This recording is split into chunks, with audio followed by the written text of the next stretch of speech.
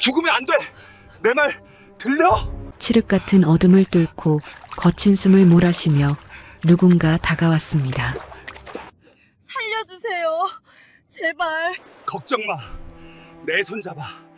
꽉 잡으라고. 절대 놓지 않을 거야. 남자는 피투성이가 된 민정 씨를 들쳐업고 무릎까지 빠지는 갯벌 속을 필사적으로 달리기 시작했습니다. 조금만 참아. 내가 무조건 살려낼 테니까 제발 눈 감지 마. 알았어? 수백억짜리 전용기는 형체를 알아볼 수 없게 타올랐고 두 사람의 지독하고도 아름다운 인연은 그렇게 시작되었습니다. 이야기 시작하기 전에 구독, 좋아요와 함께 어디에서 보고 계신지도 댓글로 남겨주시면 반갑게 인사드리겠습니다. 서울의 최고급 호텔 펜트하우스는 오직 두 사람만을 위해 비워져 있었습니다. 성조그룹의 유일한 상속녀 민정 씨는 차가운 눈빛으로 창밖의 야경을 바라보고 있었죠. 그녀의 맞은편엔 성조그룹을 통째로 삼키려는 야욕을 숨긴 박상준 씨가 앉아 있었습니다. 상준 씨는 품 안에서 화려한 다이아몬드 반지를 꺼내 테이블 위에 올려두었습니다. 민정아, 이제 우리 집안끼리의 약속을 지킬 때가 된 것 같아. 이 반지 받아줘. 상준 씨의 목소리는 부드러웠지만 그 속엔 검은 욕망이 이빨을 드러내고 있었습니다. 민정 씨는 반지를 보더니 비릿한 웃음을 지으며 와인잔을 천천히 흔들었습니다. 그리고는 상준 씨가 건넨 반지를 그대로 와인잔 속에 퐁당 빠뜨려 버렸습니다. 박상준 씨, 당신 착각이 너무 심한 거 아냐? 내가 그렇게 우스워 보여? 민정아, 말이 좀 심하네. 이게 얼마짜리 반지인 줄이나 알아? 당신 아버지가 우리 아버지 밑에서 개처럼 굽신거리며 얻어먹은 콩고물로 이만큼 컸으면 고마운 줄 알아야지. 민정 씨의 목소리는 서슬퍼런 칼날처럼 상준 씨의 자존심을 갈기갈기 베어냈습니다. 당신 같은 하인 집안 아들이 감히 주인 집 딸내미를 탐내. 당신은 내 구두를 닦기에도 부족한 사람이야. 민정 씨는 와인이 담긴 잔을 들어 그대로 상준 씨의 머리 위로 아주 천천히 부어버렸습니다. 이게 당신한테 가장 잘 어울리는 훈장이야. 다시는 내 눈앞에서 결혼이니 사랑이니 하는 역겨운 소리 꺼내지 마. 알았어? 상준 씨의 얼굴은 수치심과 분노로 시뻘겋게 달아올랐습니다. 머리카락을 타고 흘러내리는 와인이 마치 핏물처럼 상준 씨의 화이트 셔츠를 적셨습니다. 민정 씨는 뒤도 돌아보지 않고 레스토랑을 나갔고 상준 씨는 주먹을 꽉 쥔 채 몸을 부들부들 떨었습니다. 그래, 여왕님, 내가 그렇게 잘났으면 하늘나라 가서도 여왕 대접 받아보라고. 상준 씨는 그 길로 미리 매수해둔 정비사에게 전화를 걸어 전용기의 연료 장치를 조작하라고 명령했습니다. 그는 민정 씨가 탄 비행기가 공중에서 폭발해 흔적도 없이 사라질 것이라 확신하며 비열하게 웃었습니다. 그날 밤 민정 씨를 태운 전용기는 고요한 밤하늘을 날아오르고 있었습니다. 민정 씨는 기내에서 서류를 검토하며 차가운 얼음을 띄운 물을 한 모금 마셨습니다. 상준 씨에게 퍼부었던 독설이 가슴속에 남아 묘한 찝찝함을 남겼지만 그를 단념시키려면 그 방법밖에 없었습니다. 잠시 생각하다 이내 그녀는 그것을 무시해버렸습니다. 그때였습니다. 거대한 폭발음과 함께 비행기가 심하게 요동치기 시작했습니다. 창밖으로는 붉은 화염이 치솟았고 기내의 비상등이 미친 듯이 깜빡거렸습니다. 민정 씨는 본능적으로 좌석을 꽉 쥐었지만 기체는 이미 통제력을 잃고 바다를 향해 곤두박질 치고 있었습니다. 죽음의 공포가 엄습하는 순간 그녀의 머릿속을 스쳐 지나간 건 상준 씨의 비릿한 미소였습니다. 비행기는 무도섬 인근의 거대한 갯벌위로 처박히며 폭발했습니다. 무도섬은 한반도 끝자락에 위치한 아주 작은 섬입니다. 그곳에는 44살 노총각 강태옥 씨가 살고 있었죠. 전직 특수부대 요원이었던 태옥 씨는 바닷가방 파제에 앉아 낡은 무전기를 고치고 있었습니다. 지직거리는 소음 속에서 아버지를 추억하던 태옥 씨는 하늘에서 떨어지는 거대한 불덩이를 보았습니다. 저게 뭐야? 비행기 아녀?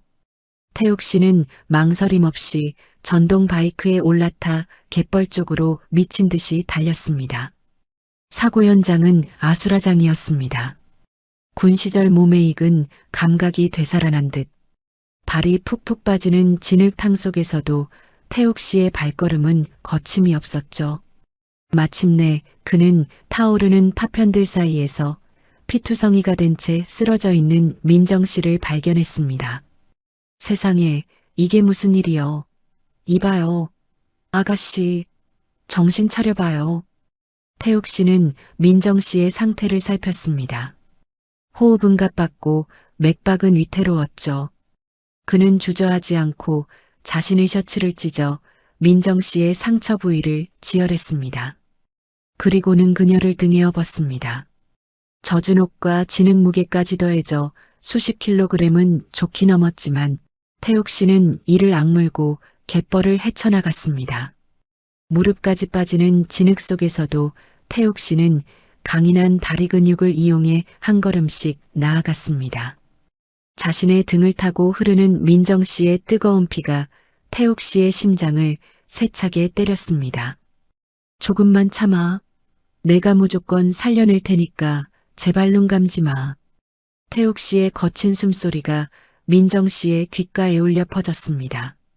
그 뜨거운 온기가 얼어붙어 있던 민정 씨의 심장을 다시 뛰게 만들었습니다. 태옥 씨는 자신의 집으로 민정 씨를 데려갔습니다. 섬마을의 낡고 작은 집이었지만 그곳엔 마당에서 기다리던 어머니 춘자 여사가 비명을 지르며 마중 나왔습니다. 아이고, 이게 다 뭐냐? 태우가, 네가 기어이 사고를 쳤구나. 어디서 사람을 죽여서 업고 온 거야? 춘자 여사는 입으로 는엄한 말을 쏟아내면서도 손은 누구보다 빠르게 따뜻한 물을 준비했습니다. 어머니, 일단 이 사람부터 살려야 해요. 비행기가 떨어졌어요. 뭐시여? 비행기? 아이구야, 이 아가씨 꼴 좀 보소. 얼굴이 반쪽이 됐네. 춘자 여사는 거친 손길이었지만 누구보다 정성스럽게 민정 씨의 얼굴에 묻은 진흙을 닦아냈습니다. 비단결 같은 피부와 화려한 옷차림을 본 춘자 여사는 이 여자가 평범한 사람이 아니라는 것을 직감했죠. 밤새도록 태옥 씨와 춘자 여사는 번갈아가며 민정 씨를 간호했습니다. 태옥 씨는 군 시절 배운 응급처치 지식을 총동원했고 춘자 여사는 정성껏 달인 약초물을 민정 씨의 입술에 죽여주었습니다. 태옥 씨는 잠든 민정 씨의 얼굴을 보며 묘한 안쓰러움을 느꼈습니다. 화려했던 옷차림과 달리 그녀의 눈가에 맺힌 눈물이 태옥 씨의 마음을 아프게 했습니다. 다음 날 새벽 서울성 조그룹 본사에서 상준 씨는 비밀리에 보고를 받았습니다. 전용기가 폭발했고 생존자는 없는 것으로 확인되었습니다. 상준 씨는 그 소리를 듣고 소리 없이 크게 웃으며 샴페인을 터뜨렸습니다. 이제 모든 것은 자신의 것이 될 것이라 믿어 의심치 않았습니다. 그는 슬픈 척 연기하며 기자들 앞에서 민정 씨의 실종을 발표했습니다. 하지만 그 시각 무도섬의 작은 방에서 민정 씨는 천천히 눈을 떴습니다. 여기가 어디지? 민정 씨가 힘겹게 입을 떼자 곁을 지키던 태옥 씨가 반색하며 다가왔습니다. 정신이 듭니까? 나 누군지 알아보겠어요? 당신 이름이 뭐예요? 민정 씨는 태옥 씨를 멍하니 바라보다가 고개를 가로저었습니다. 이름, 제 이름요? 모르겠어요. 아무것도 생각 안 나요. 민정 씨의 기억은 사고의 충격과 함께 갯벌 속으로 사라져버린 것입니다. 방으로 들어오던 춘자 여사가 그 광경을 보고 혀를 차며 민정 씨의 말을 짚었습니다. 아이고, 이를 어째. 머리까지 다친 거요? 지 이름도 모르는 빙구가 됐구먼. 빙구. 제가요? 그래. 이름도 모르는 놈을 뭐라고 부르냐? 오늘부터 넌 빙구다. 알았어? 민정 씨는 빙구라는 호칭을 듣고도 화를 내기는커녕 배시시 웃음을 지었습니다. 차가웠던 어른마녀의 모습은 사라지고 세상 어디에도 없는 순수한 여자가 되어 있었죠. 태욱 씨는 그런 민정 씨를 보며 묘한 책임감을 느꼈습니다. 걱정 마요. 이름도 기억도 내가 찾아줄 테니까. 그때까지는 여기서 지내면 됩니다. 태욱 씨의 묵직한 목소리에 민정 씨는 안도감을 느끼며 그의 소매자락을 꽉 쥐었습니다. 민정 씨는 춘자 여사가 내준 꽃무늬 몸빼바지를 입고 툇마루에 앉아 바다를 보았습니다. 태욱 씨는 그런 민정 씨를 위해 따뜻한 군고구마를 건넸습니다. 자, 이거 먹어봐요. 빙구 씨. 와, 고마워요, 태욱 씨. 너무 맛있어 보여요.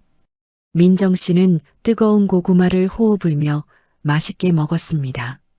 기억은 사라졌지만 태욱 씨가 건네는 작은 온정 하나에 민정 씨는 진심으로 행복했습니다. 태욱 씨는 고구마가 묻은 민정 씨의 입가를 조심스럽게 닦아주었습니다. 그 순간 두 사람의 시선이 마주쳤고 묘한 긴장감이 흐르기 시작했습니다. 44년 동안 여자라고는 어머니밖에 모르고 살았던 태욱 씨의 심장이 세차게 뛰었습니다.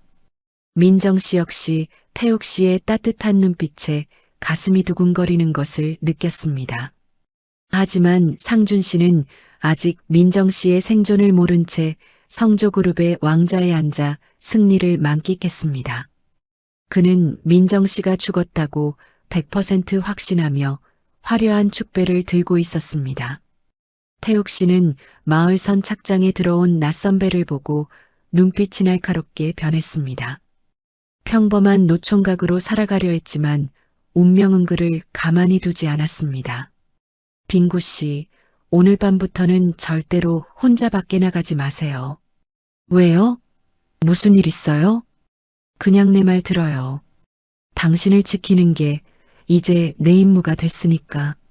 태욱 씨의 진지한 눈빛에 민정 씨는 심장이 두근거렸습니다. 기억은 없지만 이 남자가 자신을 지켜줄 유일한 사람이라는 것만은 명확히 알 수 있었습니다. 안개가 짙게 깔린 무도섬이 밤 보이지 않는 위협이 서서히 집을 포위했습니다. 민정 씨는 방 안에서 춘자 여사의 숨소리를 들으며 태욱 씨를 생각했습니다.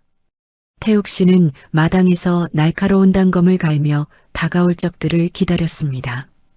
갯벌에서 건져 올린 이 위험한 인연을 지키기 위한 44살 노총각의 전쟁이 시작된 것입니다. 민정 씨는 창밖을 보며 나지막이 태욱 씨의 이름을 불러보았습니다. 자신을 살려준 그 남자의 뒷모습이 세상에서 가장 든든하게 느껴졌습니다. 무도섬의 새벽은 파도 소리보다 더 우렁찬 춘자 여사의 호통 소리로 시작되었습니다. 어스름한 새벽빛이 창살 사이로 스며들기도 전에 낡은 목조 가옥의 문이 벌컥 열렸습니다. 야, 빙구야. 해가 중천에 떴는데 어디서 잠꼬대요. 인나라. 춘자 여사의 우렁찬 목소리에 민정 씨는 깜짝 놀라 이불을 머리끝까지 뒤집었었습니다. 어제 갯벌에서 겪은 고난 때문인지 온몸이 쑤시고 머리는 깨질 듯 아팠지만 춘자 여사는 자비가 없었습니다. 민정 씨는 이불 속에서 꼬물거리며 기어나와 엉망이 된 머리카락을 쓸어 올렸습니다. 어머님, 저 정말 몸이 안 좋아요. 따뜻한 홍차 한 잔만 가져다 주시겠어요? 기억은 사라졌지만 몸이 기억하는 고급스러운 습관이 자기도 모르게 튀어나왔습니다. 그 말이 떨어지기가 무섭게 춘자 여사의 맵디 매운 등짝 스매싱이 찰진 소리를 내며 민정 씨의 등에 장렬했습니다. 홍차?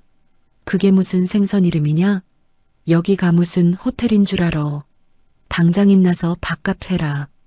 민정 씨는 억울함에 눈물이 핑 돌았습니다. 기억은 없지만 왠지 자신은 이런 대접을 받을 사람이 아니라는 강한 확신이 들었기 때문입니다. 민정 씨는 벌떡 일어나 허리에 손을 얹고 춘자 여사를 쏘아보며 소리쳤습니다. 잠깐만요. 당신들 정말 너무한 거 아니에요? 내가 누군 줄 알면 너희 정말 다 죽었어. 나 분명히 엄청나게 대단한 사람이었단 말이야. 민정 씨의 서슬퍼런 외침에 마당에서 무전기를 고치던 태욱 씨도 잠시 손을 멈추고 방안을 들여다보았습니다. 민정 씨는 지지 않겠다는 듯 턱을 치켜들고 도도한 표정을 지었지만 춘자 여사는 눈 하나 깜짝하지 않았습니다. 그래, 내가 그렇게 대단하면 지금 당장 내 이름 석자라도 대봐라. 이름도 모르는 빙구가 어디서 큰 소리여. 그 말 한마디에 민정 씨는 풍선에 바람 빠지듯 스르르 기운이 죽었습니다. 자신의 이름조차 떠오르지 않는 현실이 민정 씨를 다시 한번 좌절하게 만들었습니다. 춘자 여사는 혀를 차며 시커먼 고무덩어리 같은 옷을 민정 씨 앞에 툭 던졌습니다. 잔말 말고 이거나 입어라. 오늘부터 너는 우리 집 해녀 인턴이여. 밥값 못하면 오늘 저녁은 국물도 없어. 민정 씨는 고무 냄새가 진동하는 해녀복을 보고 경악했습니다. 세련된 명품 슈트 대신 시커먼 고무 옷이라니 민정 씨는 절망적인 기분으로 낑낑거리며 옷 속으로 몸을 밀어 넣었습니다.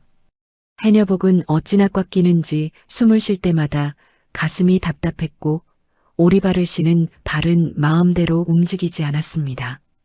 마당으로 나온 민정 씨의 모습은 그야말로 좌충우돌 그 자체였습니다. 뒤뚱거리는 오리발 때문에 마당에 넘어지기 일쑤였고 춘자 여사는 그 모습을 보며 배를 잡고 웃었습니다. 태욱 씨는 그런 민정 씨가 안쓰러웠는지 다가와 민정 씨의 팔을 잡아 일으켜 주었습니다. 잘 어울리네요, 빙구 씨. 바다에서는 그게 제일 비싼 옷입니다. 태욱 씨의 묵직한 농담에 민정 씨는 얼굴이 빨개졌습니다. 태욱 씨의 커다란 손이 자신의 팔에 닿자 왠지 모을 안도감이 느껴졌지만 민정 씨는 짐짓까칠하게 대답했습니다. 웃지 마요. 나 지금 정말 심각하다고요. 이 옷 디자인이 너무 구리잖아요. 민정 씨는 투덜거리면서도 태욱 씨의 손을 놓지 않았습니다. 무도섬의 바닷가는 거센 바람과 함께 짠내가 진동하고 있었습니다. 춘자 여사는 민정 씨를 데리고 얕은 바닷가로 나갔습니다. 자, 이제부터 숨 참는 법 가르쳐 줄 테니까 잘 봐라. 바다에선 욕심 부리면 죽는 거요. 내 숨소리에 맞춰서 움직여라. 민정 씨는 자신만만하게 물속에 얼굴을 넣었지만 10초도 버티지 못하고 물을 한 바가지 먹으며 튀어올랐습니다. 어머님, 저 죽을 뻔했어요. 바닷물이 코로 다 들어왔단 말이에요. 민정 씨의 엄살에 춘자 여사는 다시 한번 바가지를 들고 민정 씨의 머리를 가볍게 쳤습니다. 야, 이 빙구야. 엄살 부리지 말고 다시 들어가. 전복이 너 보고 웃는다. 민정 씨는 오기가 생겼습니다. 기억은 없지만 누군가에게 지는 것은 죽기보다 싫다는 본능이 꿈틀거렸습니다. 민정 씨는 진흙투성이가 된 채로 다시 물속으로 머리를 밀어 넣었습니다. 그렇게 수십 번을 반복하던 민정 씨는 마침내 작은 소라 하나를 건져 올렸습니다. 태욱 씨, 봤어요? 제가 잡았어요. 저 정말 소질 있나 봐요. 해맑게 웃으며 소라를 흔드는 민정 씨의 얼굴은 바닷물과 모래로 엉망이었지만 그 미소만큼은 세상에서 가장 순수했습니다. 방파제에 앉아 그 모습을 지켜보던 태욱 씨의 입가에도 옅은 미소가 번졌습니다. 하지만 태욱 씨의 눈은 수시로 선착장 쪽을 향하고 있었습니다. 마을에 나타난 낯선 사내들이 여전히 민정 씨의 사진을 들고 주변을 기웃거리고 있었기 때문입니다. 태욱 씨는 민정 씨가 춘자 여사에게 물질을 배우는 동안 몰래 마을어기로 향했습니다. 그는 전직 특수부대 요원답게 그림자처럼 몸을 숨기며 사내들의 동태를 살폈습니다. 사내들은 상준 씨의 명령을 받은 수하들이었고 그들은 민정 씨가 살아있을지도 모른다는 의심을 거두지 않고 있었습니다. 태욱 씨는 주먹을 꽉 쥐었습니다. 민정 씨를 지키기 위해선 그녀가 이 섬에 있다는 사실을 절대로 들켜서는 안 되었습니다. 태욱 씨는 조용히 집으로 돌아와 춘자 여사에게 눈짓을 보냈습니다. 춘자 여사는 아들의 심상치 않은 눈빛에 곧바로 민정 씨를 데리고 집으로 돌아왔습니다. 고된 하루가 저물고 태욱 씨의 집 마당엔 구수한 된장찌개 냄새가 진동했습니다. 민정 씨는 온몸이 근육이 비명을 지르는 고통 속에서도 춘자 여사가 내놓은 밥상을 보며 침을 삼켰습니다. 어머님, 이 찌개는 미슐랭 가이드에 나올 맛이에요. 정말 최고예요. 민정 씨는 투덜거리면서도 밥 두 그릇을 순식간에 비워버렸습니다. 태욱 씨는 그런 민정 씨를 물끄러미 바라보았습니다. 저녁 식사가 끝나고 민정 씨는 마당 한 구석 툇마루에 앉아 지는 노을을 바라보고 있었습니다. 평소에 까칠하고 활달한 모습은 간대없고 민정 씨의 눈동자엔 깊은 슬픔과 고독이 서려 있었습니다. 태욱 씨는 조용히 다가가 민정 씨의 옆에 자리를 잡았습니다. 몸은 좀 어때요? 많이 힘들죠? 민정 씨는 대답 대신 자신의 무릎을 감싸 안으며 고개를 저었습니다. 태욱 씨, 저는 왜 자꾸 가슴이 텅 빈 것 같을까요? 분명히 배부르게 먹었는데도 마음이 자꾸 시려요. 민정 씨의 목소리는 파르르 떨리고 있었습니다. 기억은 없지만 꿈속에서 자꾸 누군가 저를 비웃는 것 같아요. 너는 혼자라고 아무도 너를 사랑하지 않는다고 말이에요. 민정 씨의 눈에서 굵은 눈물 한 방울이 툭 떨어져 툇마루 바닥을 적셨습니다.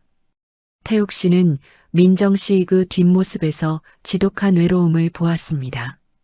화려한 재벌딸로 살았을지 모르지만 그녀의 주위엔 진심으로 그녀를 걱정해주는 사람이 단 한 명도 없었음을 태욱 씨는 직감했습니다. 태욱 씨는 투박한 손을 내밀어 민정 씨의 어깨를 조심스럽게 토닥여 주었습니다. 당신은 이제 빙구입니다. 우리 집 빙구 말이에요. 그러니까 혼자가 아니에요. 태욱 씨의 무뚝뚝하지만 따뜻한 말 한마디에 민정 씨는 결국 태욱 씨의 어깨에 머리를 기대고 울음을 터뜨렸습니다. 기억을 잃기 전 단 한 번도 타인에게 기대본 적 없던 민정 씨에게 태욱 씨의 어깨는 세상에서 가장 든든한 요새와도 같았습니다. 춘자 여사는 방 안에서 그 모습을 지켜보며 흐뭇한 미소를 지었습니다. 아이고 저 빙구, 우리 태욱이한테 푹 빠졌구먼. 인생지사 세옹지 말하더니 갯벌에서 보물을 건졌어. 밤이 깊어지자 무도섬에는 짙은 안개가 깔렸습니다. 태욱 씨는 잠든 민정 씨를 확인한 뒤 마당으로 나와 날카로운 단검을 다시 갈았습니다. 서울의 상준 씨는 민정 씨의 사망을 확신하며 축배를 들고 있겠지만 태욱 씨는 알고 있었습니다. 진짜 전쟁은 이제 막 시작되었다는 사실을 말입니다. 민정 씨는 꿈속에서 다시 한번 차가운 바닷속을 보았습니다. 하지만 이번엔 무섭지 않았습니다. 누군가 자신의 손을 꽉 잡고 수면 위로 끌어올려주는 따뜻한 온기가 느껴졌기 때문입니다. 그 남자의 넓은 등을 떠올리며 민정 씨는 미소를 지으며 잠을 청했습니다. 무도섬의 파도는 더욱 거세게 몰아치고 있었습니다. 상준 씨의 비열한 웃음소리가 서울 하늘에 울려 퍼지는 동안 섬마을의 작은 방에선 기적 같은 인연이 싹트고 있었습니다. 태욱 씨는 부엌 쪽을 향해 나지막이 음조렸습니다. 걱정 마요, 민정 씨. 내가 있는 한 아무도 당신을 건드리지 못하게 할 테니까. 민정 씨는 설거지를 끝내고 마당으로 나와 태욱 씨의 옆에 나란히 앉았습니다. 태욱 씨, 저 바다는 참 넓네요. 저 바다 너머에 제 집이 있을까요? 민정 씨의 눈동자엔 별빛보다 더 슬픈 그리움이 서려 있었습니다. 태욱 씨는 민정 씨의 작은 손을 슬며시 잡아주었습니다. 집이 어디든 지금은 여기가 당신 집입니다. 내가 당신의 가족이 되어줄게요. 태욱 씨의 투박한 고백에 민정 씨는 발그레해진 얼굴로 고개를 숙였습니다. 무도섬의 밤은 깊어갔고 두 사람의 사랑도 그렇게 안개처럼 조용히 피어오르고 있었습니다. 무도섬의 새벽은 짙은 해무와 함께 차가운 바다 냄새를 품고 찾아왔습니다. 민정 씨는 이제 수백만 원짜리 명품 구두 대신 발가락 끝에 딱 맞는 고무 장화를 신고 마당으로 나왔습니다. 어제까지만 해도 걷는 것조차 힘들었던 갯벌이었지만 이제는 제법 장화발을 힘있게 내디디며 중심을 잡으려 애썼습니다. 야, 이 빙구야. 장화끈 단단히 묶어라. 바다가 너를 잡아먹으려고 입 벌리고 있다. 춘자 여사의 우렁찬 호통 소리에 민정 씨는 깜짝 놀라 허리를 숙여 장화끈을 다시 한번 조염했습니다. 기억은 사라졌어도 몸이 기억하는 오만함은 여전했지만 춘자 여사의 매운 손맛 앞에서는 그저 순한 양이 될 뿐이었죠. 민정 씨는 시커먼 해녀보기에 망사망을 둘러매고 춘자 여사의 뒤를 쫄래쫄래 따라가며 거친 숨을 몰아쉬었습니다. 바닷가는 새벽바람이 어찌나 차가운지 얇은 옷 틈새로 칼바람이 들어와 온몸에 소름이 돋을 정도였습니다. 어머님, 오늘은 정말 물속에 들어가야 하나요? 물이 너무 차가워 보여서 발만 담가도 얼어붙을 것 같아요. 민정 씨가 아이처럼 엄살을 부리자 춘자 여사는 뒤도 돌아보지 않고 무심하게 한마디 내뱉었습니다. 바다가 차가워야 전복이 살찌는 법이요. 너도 배가 고파봐야 정신을 차리지, 이빙구야. 44살 노총각 태욱 씨는 멀리서 그런 민정 씨를 바라보며 낡은 잠수 장비를 하나하나 꼼꼼하게 손질하고 있었습니다. 태욱 씨의 눈에는 기억을 잃고 고생하는 민정 씨가 마냥 안쓰러웠지만 섬에서 살아가려면 물질은 피할 수 없는 숙명이었죠. 태욱 씨는 민정 씨가 바다로 들어가기 전 슬그머니 다가와 목에 걸린 수경을 직접 깨끗하게 닦아주었습니다. 빙구 씨, 바닷속에서는 절대 욕심내지 말고 숨이 차면 바로 올라오세요. 알았죠? 태욱 씨의 낮은 목소리에 민정 씨는 왠지 모를 든든한 용기가 생겨 수줍게 고개를 끄덕였습니다.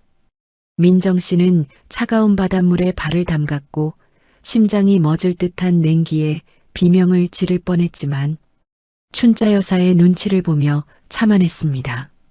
하지만 춘자 여사는 이미 물속으로 자취를 감췄고 저 멀리서 호우이 하는 구슬픈 숨비 소리만 파도를 타고 들려왔습니다. 민정 씨는 눈을 질끈 감고 차가운 물속으로 머리를 깊숙이 밀어 넣었습니다. 물속 세상은 고요하면서도 두려운 공간이었고 수압이 귓가를 압박할 때마다 민정 씨는 공포심에 사로잡혔습니다. 숨을 참는 것이 어찌나 힘든지 1분도 지나지 않아 허파가 터질 것처럼 아파왔고 눈앞이 어지러질했습니다. 민정 씨는 허우적거리며 수면 위로 올라와 짠물을 들이켜며 거친 숨을 몰아내었습니다. 어머님, 저 정말 죽을 것 같아요. 숨이 안 쉬어져서 가슴이 터질 것 같단 말이에요. 춘자 여사는 민정 씨 곁으로 다가와 둥실 떠 있는 태왁을 꽉 붙잡아주며 호통을 쳤습니다. 빙구야, 바다를 이기려고 하지 마라. 그냥 바다에 너를 맡기고 내 심장 소리를 들어보란 말이요. 민정 씨는 춘자 여사의 가르침대로 다시 한번 마음을 가다듬고 깊은 물속으로 몸을 던졌습니다. 몇 번의 실패 끝에 민정 씨의 눈앞에 바위 틈에 박힌 커다란 전복 하나가 눈부시게 들어왔습니다. 민정 씨는 젖먹던 힘까지 짜내어 바위 틈에 쇠갈고리를 깊숙이 집어넣었습니다. 손톱이 깨지고 손가락에 생채기가 났지만 민정 씨는 포기하지 않고 끝까지 힘을 주었습니다. 마침내 전복이 바위에서 툭 하고 떨어져 나왔고 민정 씨는 그것을 소중하게 품에 안고 수면 위로 솟구쳤습니다. 잡았다. 어머님, 저 잡았어요. 이것 보세요. 진짜 커요. 민정 씨는 전복을 하늘 위로 치켜들고 아이처럼 엉엉 울다가 소리를 질렀습니다. 그것은 과거에 수천만 원짜리 명품백을 샀을 때보다 더 큰 성취감과 생동감을 안겨주었습니다. 그렇게 오전 내내 차가운 바다와 처절하게 사투를 벌인 민정 씨는 바구니 가득 전복과 소라를 채울 수 있었습니다. 물질을 마치고 무트로 나온 민정 씨의 얼굴은 소금기로 하얗게 일어났고 입술은 보라색으로 파랗게 질려 있었습니다. 태욱 씨는 미리 준비해온 따뜻한 물수건으로 민정 씨의 얼굴을 정성껏 아주 조심스럽게 닦아주었습니다. 고생했어요, 빙구 씨. 오늘 정말 대단했습니다. 전직 해녀인 줄 알았어요. 태욱 씨의 투박한 칭찬에 민정 씨는 쑥스러운 듯 코를 찡긋하며 배시시 웃음을 지었습니다. 오후가 되자 춘자 여사는 민정 씨를 데리고 마을 선착장에 있는 공동 판매장으로 발걸음을 옮겼습니다. 그곳에는 갓 잡아 올린 해산물을 사려는 상인들과 구경 나온 관광객들로 북적이고 있었죠. 춘자 여사는 민정 씨가 잡은 전복 바구니를 낡은 저울 위에 툭 하고 올려놓았습니다. 자, 이건 우리 빙구가 오늘 처음으로 제 손으로 딴 것들이요. 무게 잘 달아서 제값 쳐줘라. 판매장 아주머니는 허허 웃으며 전복 무게를 달더니 빳빳한 5만 원짜리 지폐 한 장을 민정 씨에게 건넸습니다. 아이고, 우리 무도섬에 새로운 애기 해녀가 탄생했구먼. 여기 정직한 땀돈 5만 원이다. 민정 씨는 가느다란 손가락을 떨며 5만 원권을 받아들었습니다.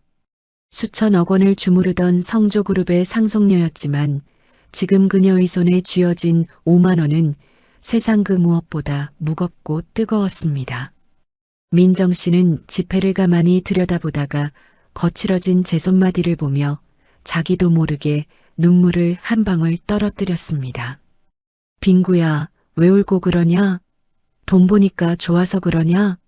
아님 모자라서 그래? 춘자 여사의 투박한 농담에도 민정 씨는 한참 동안 돈을 가슴에 꼭 쥐고 고개를 숙였습니다. 자신의 땀과 눈물이 서린 이 돈의 가치를 민정 씨는 비로소 온몸이 감각으로 깨달은 것이죠. 그날 저녁 민정 씨는 태욱 씨와 함께 바닷가가 내려다 보이는 언덕에 앉아 타오르는 노을을 바라보았습니다. 태욱 씨는 민정 씨의 주머니 속에서 소중하게 보관 중인 5만 원짜리 지폐를 보며 빙그레 웃었습니다. 그 돈으로 가장 먼저 뭐 할 거예요, 빙구 씨? 어머님 따뜻한 내복 하나 사드리고 태욱 씨 맛있는 거 사주고 싶어요. 제 손으로 직접요. 민정 씨의 순수하고도 진심 어린 대답에 태욱 씨는 가슴 한 구석이 찡해져 오는 것을 느꼈습니다. 기억을 잃기 전 민정 씨는 아마 수천만 원짜리 명품을 싸면서도 이런 벅찬 기분을 느껴보지 못했을 겁니다. 민정 씨는 옆에 앉은 태욱 씨를 지그시 바라보며 나지막이 진심을 담아 입을 열었습니다. 태욱 씨, 저 사실은 조금 겁이 나요. 제 기억이 돌아오면 지금 느끼는 이 행복이 물거품처럼 사라질까 봐서요. 태욱 씨는 민정 씨의 가늘고 거칠어진 손을 자신의 넓은 손으로 슬며시 맞잡았습니다. 기억이 돌아와도 당신은 당신입니다. 내가 당신의 곁에서 길을 잃지 않게 든든한 등대가 되어줄게요. 태욱 씨의 진심 어린 약속에 민정 씨는 그의 어깨에 가만히 머리를 기대며 숨을 내쉬었습니다. 두 사람 사이로 비릿한 바다 냄새와 붉은 노을빛이 교차하며 고요하게 흐르고 있었습니다. 같은 시각 서울의 박상준 씨는 남인정 씨의 사망을 공식화하는 보도자료를 차갑게 검토하고 있었습니다. 이제 내일이면 모든 게 완벽하게 내 손에 들어온다. 남인정, 너는 영원히 바다 귀신으로 잊혀지는 거야. 상준 씨의 비열하고 소름 끼치는 웃음소리가 차가운 사무실 공기를 가득 채웠습니다. 하지만 그는 꿈에도 모르고 있었습니다. 자신이 죽였다고 확신하는 민정 씨가 무도섬에서 인생의 진정한 맛을 알아가며 다시 태어나고 있다는 사실을 말이죠. 민정 씨는 태욱 씨의 품에서 형언할 수 없는 안도감을 느끼며 깊은 숨을 들이마셨습니다. 수백만 원짜리 명품 구두를 신었을 때보다 투박한 장화를 신고 걷는 지금이 훨씬 더 당당하고 자유롭게 느껴졌습니다. 무도섬이 밤은 깊어갔고 두 사람의 사랑도 밀려오는 파도처럼 가슴속에 차곡차곡 쌓이고 있었습니다. 민정 씨는 주머니 속에 5만 원을 다시 한번 손끝으로 만져보며 조용히 다짐했습니다. 내일은 오늘보다 더 열심히 살겠노라고, 그래서 이 소중한 행복을 꼭 지키겠노라고 말이죠. 태욱 씨는 밤하늘에 쏟아지는 별을 보며 민정 씨를 더욱 세차게 놓치지 않으려는 듯 끌어안았습니다. 자신의 목숨보다 더 소중하게 지켜야 할 사람이 생겼다는 것을 그는 이미 심장으로 알고 있었습니다. 바다의 맛은 소금기 어린 짠맛이었지만 인생의 맛은 이토록 달콤하다는 것을 두 사람은 그렇게 배워가고 있었습니다. 하지만 마을어귀에는 여전히 검은 양복을 입은 사내들이 쥐죽은 듯 잠입해 기회를 엿보고 있었습니다. 태욱 씨는 민정 씨를 방으로 들여보내고 대문 앞에 서서 날카로운 눈빛으로 어둠을 노려보았습니다. 전직 특수부대 요원이 감각이 다시금 깨어나며 그의 손에는 낡았지만 잘 갈린 단검이 쥐어졌습니다. 누구든 이 여자를 건드리는 놈은 제 발로 걸어나가지 못할 것이다. 태욱 씨의 나지막한 혼잣말이 바닷바람을 타고 허공으로 흩어졌습니다. 민정 씨는 방 안에서 춘자 여사의 코 고는 소리를 들으며 5만 원을 머리맡에 두고 잠이 들었습니다. 그녀의 꿈속에서는 더 이상 차가운 비행기 폭발음이 들리지 않았습니다. 대신 따뜻한 태욱 씨의 심장 소리와 정겨운 파도 소리만이 가득했습니다. 내일은 또 어떤 바다가 기다리고 있을지 민정 씨는 설레는 마음으로 깊은 잠에 빠져들었습니다. 그렇게 무도섬의 밤은 깊은 침묵과 함께 서서히 저물어 갔습니다. 민정 씨가 딴전복 하나가 바구니에서 탈출하려 꿈틀대듯 그녀의 새로운 인생도 힘차게 요동치고 있었습니다. 서울의 밤은 차가운 금속성 소음과 탐욕스러운 눈빛들로 가득 차 있었습니다. 성조그룹 본사 대강당에는 수많은 기자들이 구름처럼 몰려들어 연신 카메라 플래시를 터뜨리고 있었죠. 검은 넥타이를 메고 단상에 오른 박상준 씨는 세상에서 가장 슬픈 표정을 지으며 손수건으로 눈가를 훔쳤습니다. 존경하는 국민 여러분, 그리고 성조그룹을 아껴주시는 모든 분들께 비통한 소식을 전하게 되어 가슴이 찢어집니다. 상준 씨의 목소리는 파르르 떨리고 있었지만 그 속에는 승리자의 오만함이 교묘하게 숨겨져 있었습니다. 전용기 추락 사고로 실종되었던 남인정 본부장의 사망이 공식적으로 확인되었습니다. 기자회견장 여기저기서 탄식과 함께 받아 적는 소리가 요란하게 들려왔습니다. 성조그룹은 그녀의 유지를 받들어 제가 남은 책임을 다해 회사를 이끌어갈 것을 약속드립니다. 단상을 내려오는 상준 씨의 입가에는 아주 잠시 아무도 보지 못한 비열한 미소가 스쳐 지나갔습니다. 그에게 민정 씨는 이미 차가운 바닷속에서 물고기 밥이 된 과거의 존재일 뿐이었으니까요. 그 시각 무도섬의 공기는 서울과는 전혀 다른 달콤하고 정겨운 향기로 가득했습니다.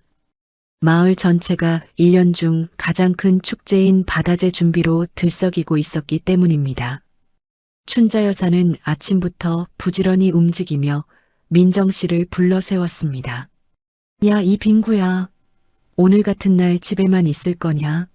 얼른 나와서 꽃단장해라. 민정 씨는 영문도 모른 채 춘자 여사에게 이끌려 방 안으로 들어갔습니다. 춘자 여사는 장롱 깊숙이 넣어두었던 비단 보자기를 풀고 고운 보라빛 원피스 하나를 꺼냈습니다. 이게 내가 젊었을 때 아껴 입던 옷인디 너한테는 아주 딱 맞겠다. 민정 씨는 낡았지만 정성이 담긴 보랏빛 옷을 입고 거울 앞에 섰습니다. 기억은 없지만 거울 속에 비친 자신의 모습이 왠지 낯설지 않게 느껴졌습니다. 춘자 여사는 투박한 손으로 민정 씨의 머리를 곱게 빗어주고 빨간 립스틱까지 살짝 발라주었습니다. 아이고, 우리 빙구 정말 예쁘네. 서울 아가씨 저리 가라다. 춘자 여사의 칭찬에 민정 씨는 배시시 웃으며 마당으로 나갔습니다. 마당에서 축제에 쓸 물건들을 챙기던 44살 노총각 태옥 씨는 민정 씨를 보고 그만 넋을 잃고 말았습니다. 매일 해녀복이나 몸빼바지만 입던 민정 씨가 보랏빛 여신이 되어 서 있었으니까요. 태옥 씨의 심장은 군 시절 총격전 속에서도 느끼지 못한 강력한 진동으로 요동쳤습니다. 빙구 씨 정말 예쁩니다. 태옥 씨의 투박하고 진심 어린 칭찬에 민정 씨의 볼이 노을보다 더 붉게 달아올랐습니다. 태옥 씨도 오늘 정말 멋있어요.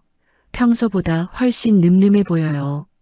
민정 씨도 정장을 차려입은 태옥 씨의 듬직한 모습에 가슴이 두근거리는 것을 느꼈습니다. 두 사람은 서로의 눈을 제대로 마주치지 못한 채 수줍게 웃으며 마을 광장으로 향했습니다. 마을 광장에는 이미 동네 사람들이 모두 모여 맛있는 음식을 나누고 춤판을 벌이고 있었습니다. 구수한 파전 냄새와 달큰한 막걸리 향이 축제의 흥을 돋우고 있었죠. 춘자 여사는 해녀 동료들과 함께 벌써부터 흥에 취해 콧노래를 부르고 있었습니다.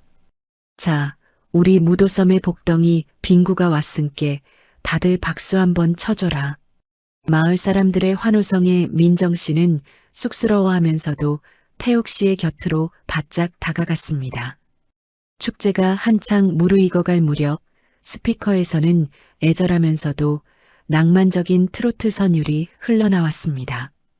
보랏빛으로 물들어가는 무도섬의 저녁 하늘 아래 태옥 씨는 용기를 내어 민정 씨에게 손을 내밀었습니다. 빙구 씨, 저와 함께 춤 한번 추시겠습니까? 민정 씨는 수줍게 태옥 씨의 커다란 손을 맞잡았습니다. 두 사람은 수많은 사람들 사이에서 오직 서로만을 바라보며 천천히 발을 맞추기 시작했습니다. 태옥 씨의 단단한 팔이 민정 씨의 허리를 감싸 안았고 민정 씨는 태옥 씨의 어깨에 살며시 손을 올렸습니다. 태옥 씨의 가슴팍에서 느껴지는 묵직한 심장 소리가 민정 씨의 귓가에 선명하게 들려왔습니다. 태옥 씨, 저 기억은 안 나지만 지금 이 순간이 정말 꿈만 같아요. 민정 씨의 나지막한 속삭임에 태옥 씨는 그녀를 조금 더 세게 끌어안았습니다. 기억 같은 거 안 나도 괜찮습니다.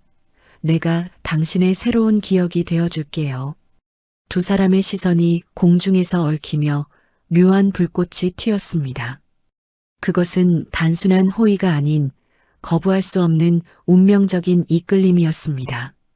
44년 동안 굳게 닫혀있던 태옥 씨의 마음장이 민정 씨라는 열쇠로 활짝 열리는 순간이었습니다. 민정 씨 역시 자신을 지옥에서 건져준 이 남자에게 온 마음을 다해 의지하고 있었습니다. 마을 사람들의 웃음소리와 음악소리가 멀어지는 듯 느껴지며 두 사람만의 세계가 펼쳐졌습니다. 보랏빛 연정이 두 사람의 발치를 적시며 섬 전체를 따뜻하게 감싸 안았습니다. 민정 씨는 태옥 씨의 눈동자 속에 비친 자신의 모습을 보며 비로소 안도감을 느꼈습니다. 성조그룹의 차가운 얼음마녀 남인정이 아닌 무도섬의 사랑스러운 빙구로서 말이죠. 태옥 씨는 민정 씨의 이마에 닿을 듯 말 듯 얼굴을 가까이 하며 그녀의 향기를 들이마셨습니다.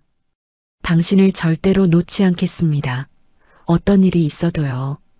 태욱 씨의 비장한 맹세는 축제의 소음 속에 묻혔지만 민정 씨의 심장에는 고스란히 각인되었습니다. 하지만 그 순간 민정 씨의 머릿속을 날카로운 파편 같은 기억 하나가 스쳐 지나갔습니다. 번쩍이는 카메라 플래시, 누군가의 비열한 웃음소리, 그리고 차가운 바닷물. 민정 씨는 자신도 모르게 몸을 움츠리며 태욱 씨의 옷자락을 꽉 쥐었습니다.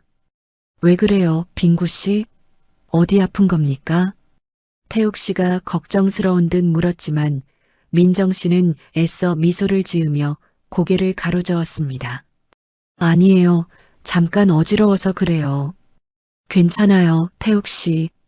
민정 씨는 다시 태욱 씨의 품으로 파고들었지만 가슴 한구석엔 알 수 없는 불안감이 피어올랐습니다. 행복이 깊어질수록 그 행복을 깨뜨리러 올 검 그림자가 두려워진 것이죠. 서울에서는 상준 씨가 민정 씨의 영정사진 앞에 국화꽃을 놓으며 마지막 인사를 하고 있었습니다. 민정아, 이제 정말 편히 쉬어라. 내가 사랑하던 회사는 내가 아주 잘 먹어줄게. 상준 씨의 혼잣말은 소름 끼치도록 차가웠습니다. 그는 이미 성조그룹의 다음 대 회장 자리를 확정지은 듯 거만한 태도를 보였습니다. 하지만 그는 아직 모르고 있었습니다. 자신이 죽였다고 공표한 그 여자가 이 세상에서 가장 행복한 얼굴로 춤을 추고 있다는 사실을 말입니다. 무도섬의 축제는 밤이 깊도록 계속되었습니다. 태욱 씨와 민정 씨는 마을 한켠 방파제에 앉아 밤바다를 바라보았습니다. 태욱 씨, 저 별들 중에 제 별도 있을까요? 그럼요.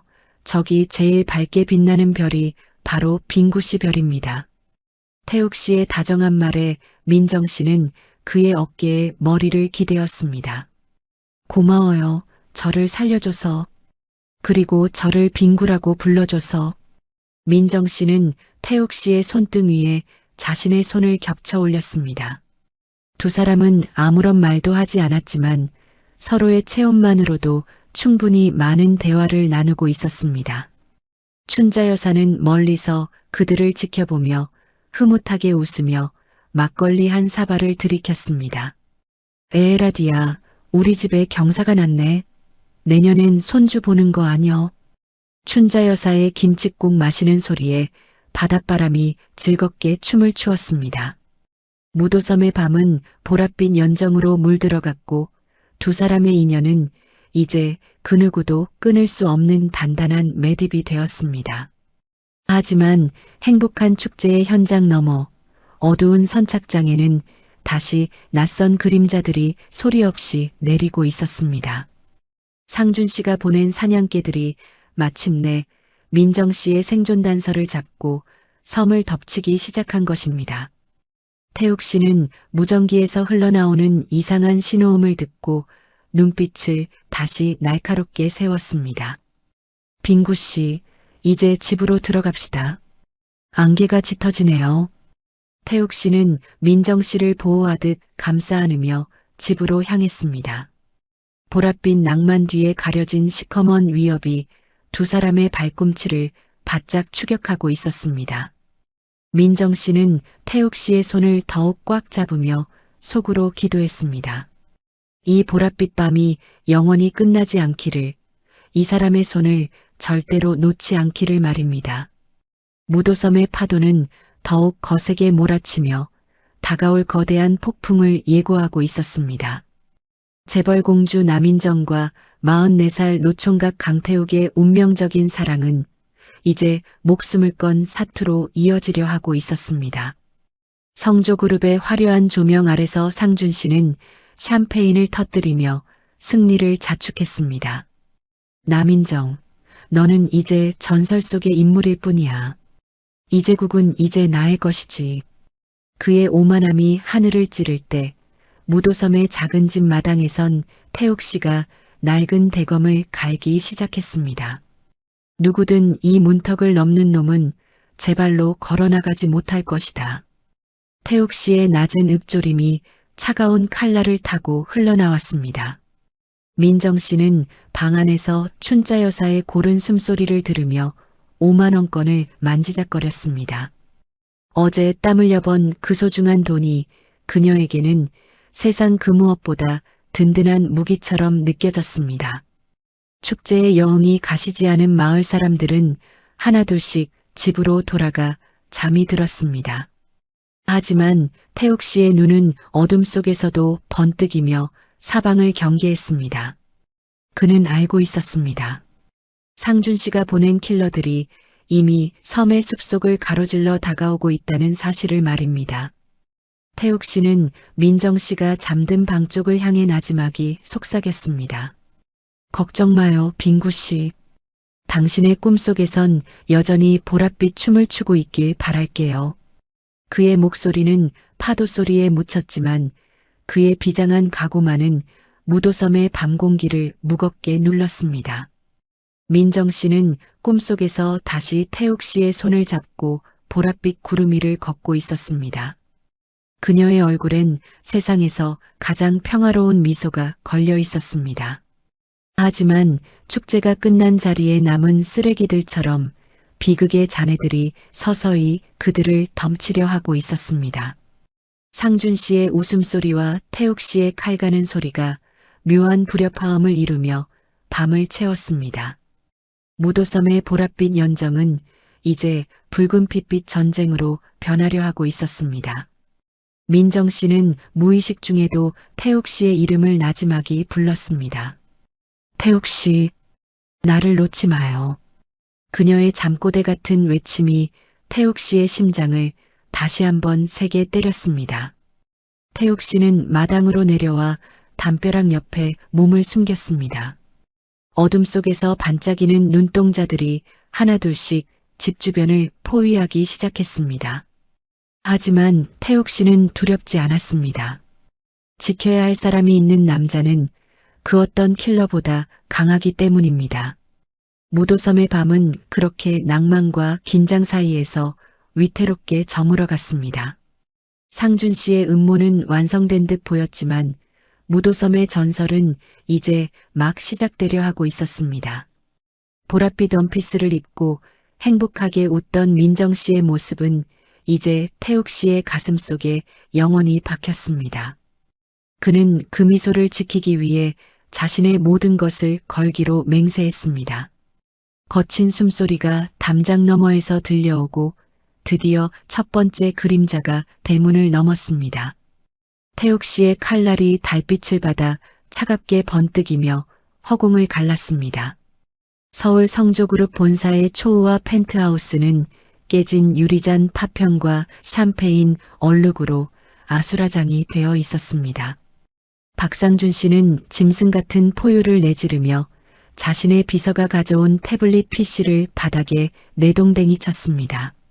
화면 속에는 무도섬 축제에서 보랏빛 원피스를 입고 해맑게 웃고 있는 민정 씨의 사진이 선명하게 박혀 있었습니다. 이게 말이 돼? 비행기가 폭파됐는데 살아있다는 게. 상준 씨의 눈은 핏발이 서서 미친 사람처럼 번들거리고 있었습니다. 죄송합니다. 전무님, 무도섬 주민이 SNS에 올린 사진을 저희 정보팀이 뒤늦게 포착했습니다. 비서의 떨리는 목소리에 상준 씨는 그의 멱살을 잡아채며 이빨을 갈았습니다. 살아있었어. 그 독한 년이 살아있었다고. 상준 씨는 책상 위에 있던 날카로운 페이퍼 나이프를 집어들어 민정 씨의 사진 속 얼굴을 사정없이 찔러댔습니다. 당장 준비해. 이번엔 실수하면 안 돼. 아예 섬째로 불태워버려도 좋으니까 그년 목숨을 내 눈앞으로 가져와. 상준 씨의 명령이 떨어지기가 무섭게 어둠 속에 숨어있던 용역 깡패들이 쇠파이프와 몽둥이를 챙겨 무도섬으로 향하는 검은 배에 올랐습니다. 그 시각 무도섬의 태욱 씨 집 마당은 축제가 끝난 뒤에 소박한 평화가 흐르고 있었습니다. 빙구 민정 씨는 춘자 여사와 함께 마당 평상에 앉아 찐옥수수를 호호 불며 먹고 있었죠.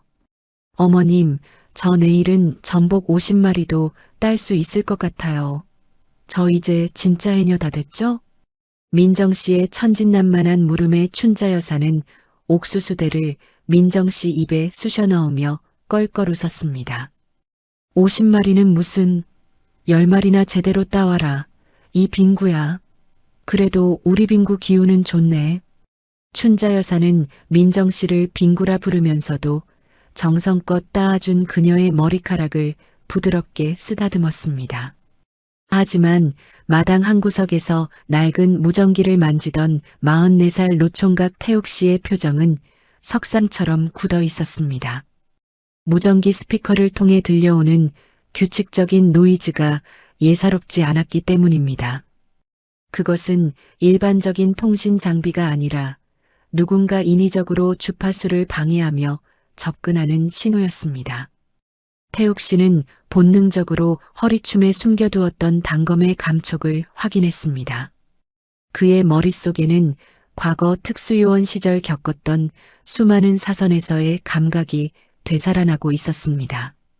어머니, 민정 씨 데리고 지금 당장 안방으로 들어가서 문 걸어 잠그세요. 태욱 씨의 낮은 목소리에 마당의 웃음소리가 뚝 끊겼습니다. 태우가 왜 그러냐? 무슨 일 있어? 춘자 여사가 걱정스럽게 물었지만 태욱 씨는 단호한 눈빛으로 어머니의 말을 잘랐습니다. 말씀드린 대로 하세요. 무슨 소리가 나도 절대로 나오시면 안 됩니다. 아시겠죠? 태욱 씨의 눈빛이 평소의 순박한 노총각이 아닌 굶주린 늑대의 그것처럼 변해 있었습니다. 민정 씨는 무언가 잘못되었다는 것을 직감하고 태욱 씨의 옷자락을 꽉 잡았습니다. 태욱 씨, 저 무서워요. 무슨 일 있는 거죠? 태욱 씨는 민정 씨의 떨리는 손 위에 자신의 투박한 손을 잠시 얹었다가 이내 떼어냈습니다. 걱정 마요. 내가 지켜줄게요. 나만 믿고 어머니랑 같이 방에 있어요. 태욱 씨는 민정 씨와 어머니를 방 안에 밀어넣고 밖에서 빗장을 단단히 걸었습니다. 그는 마당의 전등을 모두 끄고 어둠 속으로 자신의 존재를 지웠습니다. 잠시 후 섬선 착장 쪽에서 검은 그림자들이 쇠파이프를 바닥에 끄는 섬뜩한 소리를 내며 다가오기 시작했습니다.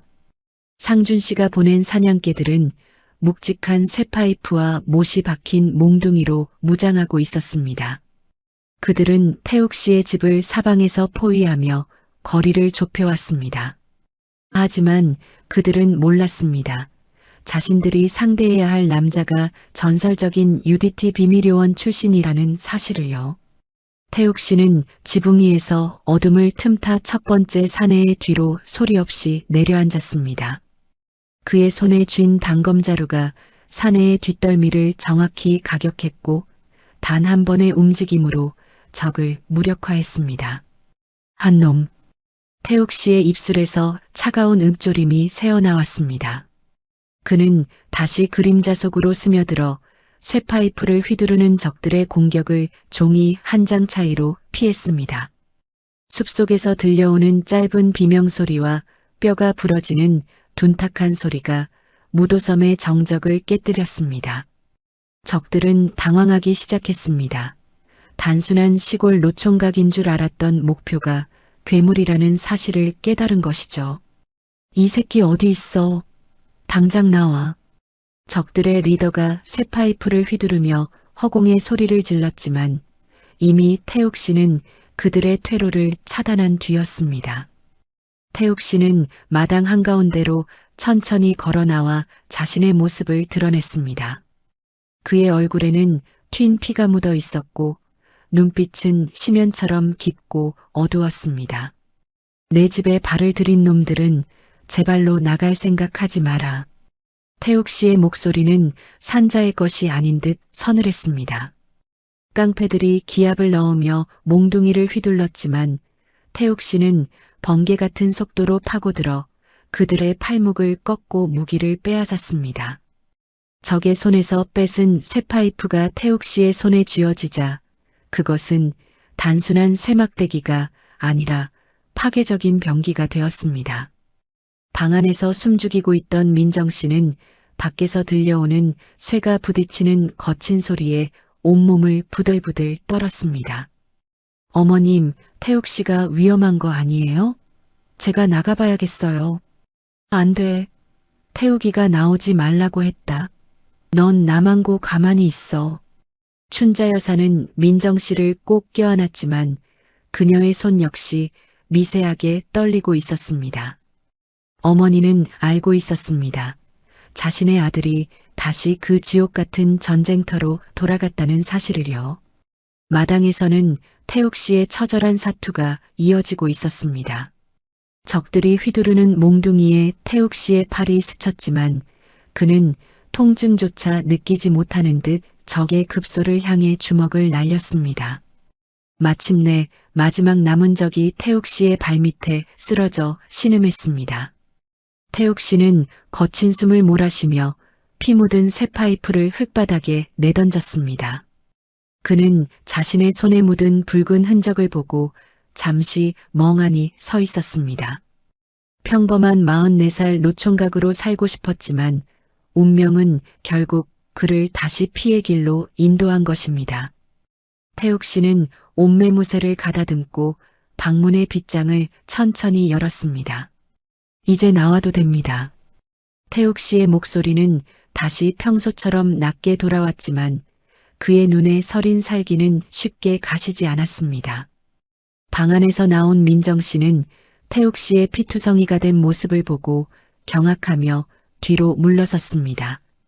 태욱 씨, 당신 정말 누구예요? 당신도 저 사람들처럼 무서운 사람인가요? 민정 씨의 눈동자에는 공포와 의심이 서려 있었습니다. 태욱 씨는 다가가려던 손을 멈추고 고개를 숙였습니다. 미안합니다. 이런 모습 보여서. 하지만 이게 당신을 지킬 수 있는 유일한 방법이었습니다.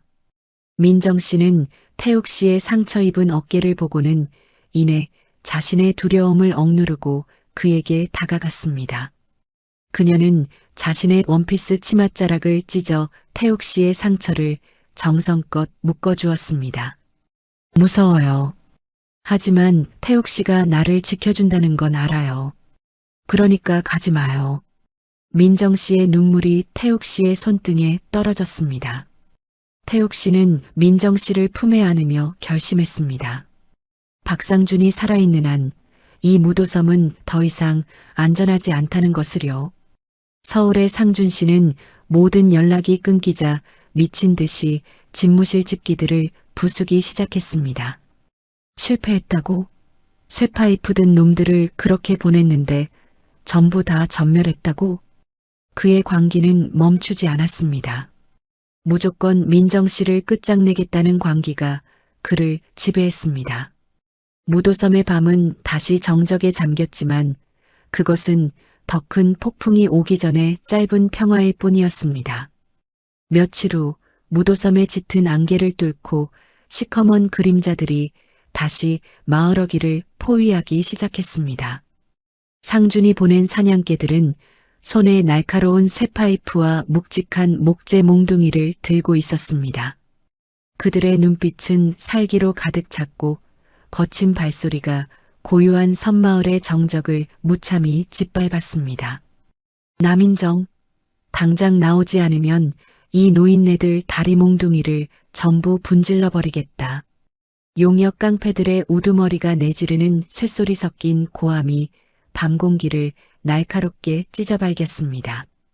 태욱 씨는 민정 씨를 자신의 등 뒤로 바짝 밀어넣으며 차가운 눈빛으로 담장 너머를 응시했습니다. 그의 손에는 이미 낡았지만 잘 갈린 단검이 쥐어져 있었고 온몸의 근육은 폭발 직전의 화산처럼 요동쳤습니다. 민정 씨는 태욱 씨의 옷자락을 꽉 쥐며 부들부들 떨었지만 공포보다 더 큰 무언가가 가슴 밑바닥에서 뜨겁게 꿈틀대기 시작했습니다. 그때였습니다. 겁에 질려 바닥에 엎드려 있는 줄 알았던 춘자 여사가 천천히 몸을 일으켜 세웠습니다. 야, 이 개자식들아, 남의 집 앞마당에서 뭐하는 짓거리여. 춘자 여사의 목소리는 평소의 욕쟁이 할머니가 아닌 전쟁터를 누비던 사령관처럼 묵직하고 서늘했습니다. 깡패들이 비웃으며 쇠파이프를 바닥에 긁으며 다가오는 순간 마을 곳곳에서 기이한 신호탄이 밤하늘로 솟구쳤습니다. 얘들아, 고무작업복 입어라. 무도섬의 매운맛을 보여줄 작전 개시다. 춘자 여사의 외침과 함께 집집마다 낡은 대문들이 열리며 시커먼 잠수복을 입은 해녀들이 쏟아져 나왔습니다. 그들은 평범한 할머니들이 아니었습니다. 잠수복 속에 숨겨두었던 날카로운 작살과 큼지막한 전복 갈고리를 꺼내든 그들의 눈빛은 전설적인 여전사들이었습니다. 무도섬 해녀들을 우습게 봤구먼. 오늘이 내 놈들 뼈마디가 나가는 날인 줄 알아라.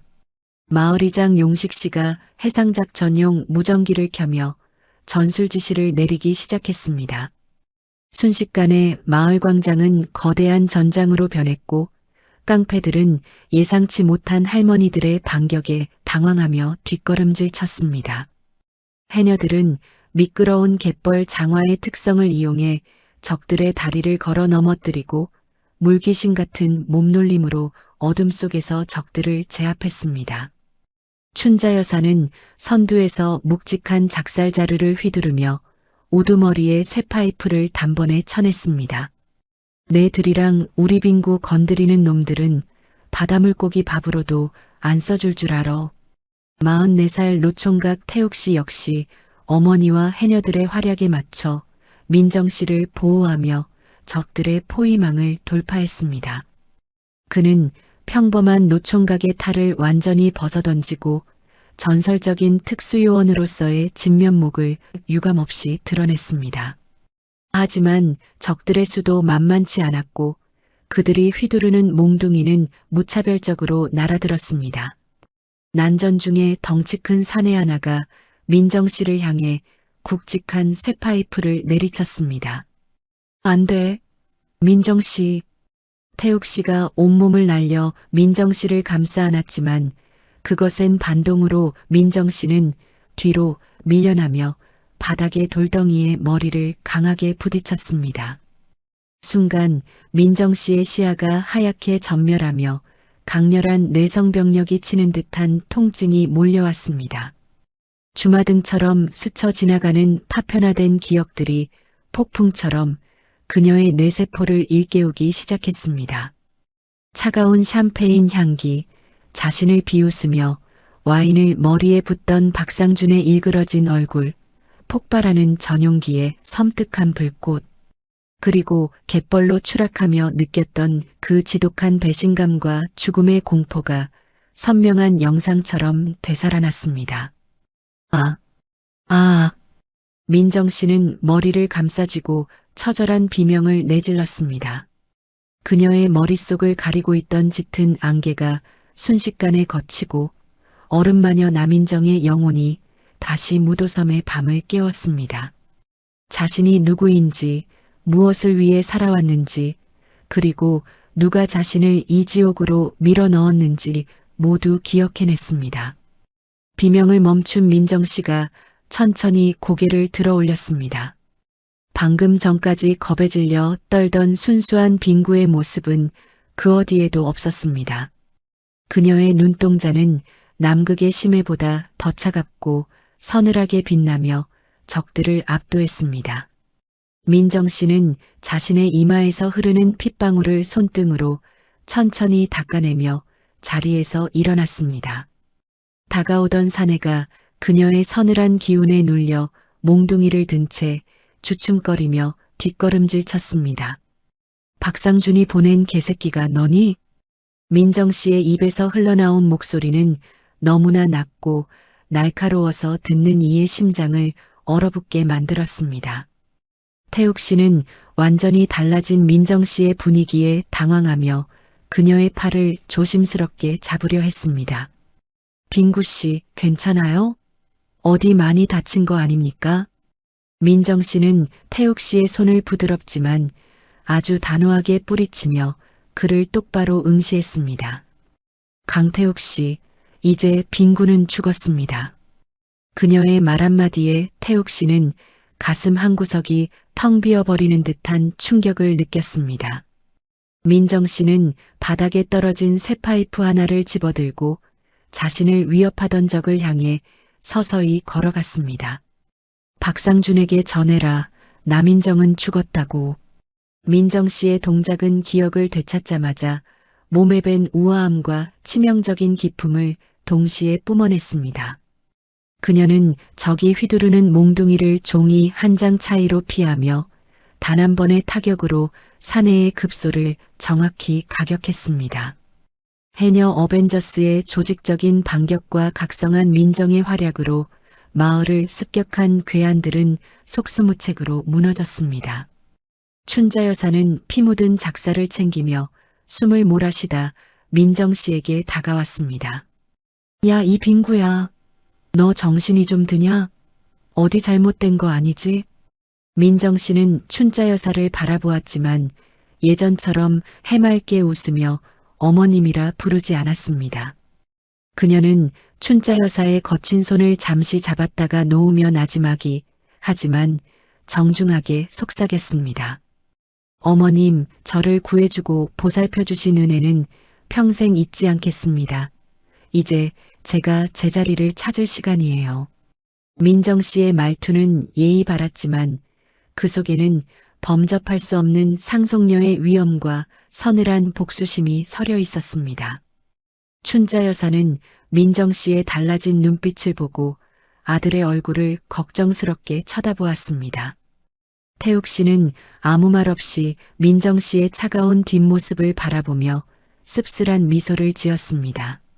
그는 직감적으로 깨달았습니다. 자신이 사랑했던 순수했던 빈군은 이제 이 세상에 없다는 것을요. 마을은 다시 고요를 되찾았지만 무도섬의 밤 공기는 그 어느 때보다 무겁고 비장하게 가라앉았습니다. 민정 씨는 바다 너머 화려한 불빛이 일렁이는 서울 쪽을 향해 서서 주먹을 피가 나도록 꽉 쥐었습니다. 상준 씨, 당신이 죽인 내가 어떤 괴물이 되어 돌아가는지 똑똑히 지켜보게 될 거야. 그녀의 선전포고는 거친 파도 소리에 묻혔지만 그녀의 눈에는 복수의 불꽃이 활활 타오르고 있었습니다. 해녀들은 묵묵히 전장터가 된 마을 광장을 정리하며 민정 씨의 곁을 든든하게 지켰습니다. 그들은 알고 있었습니다. 자신들이 지켜낸 이 여자가 대한민국을 뒤흔들 거대한 폭풍의 눈이 될 것이므려. 태욱 씨는 민정 씨의 곁으로 다가와 자신의 낡은 재킷을 그녀의 어깨에 걸쳐 주었습니다. 무슨 결정을 하든 당신의 기사가 되어 끝까지 함께하겠습니다. 민정 씨는 그의 제안을 거절하지 않았지만 태욱 씨의 손을 잡지도 않은 채 묵묵히 고개를 끄덕였습니다. 이제 무도섬의 해녀 인턴 빈군은 사라졌습니다. 성조그룹의 정당한 주인, 남인정의 화려하고도 잔혹한 복수국이 무도섬의 새벽 안개와 함께 시작되었습니다. 서울에서 박상준은 남인정이 죽었다고 보고를 받고 승리를 확신하며 축배를 들고 있었습니다. 그는 아직 모르고 있었습니다. 자신이 건드린 것은 단순한 여자가 아니라 바다의 신이 보낸 복수의 화신이었다는 사실을요. 무도섬의 밤은 그렇게 각성과 복수의 서막과 함께 저물어 갔습니다.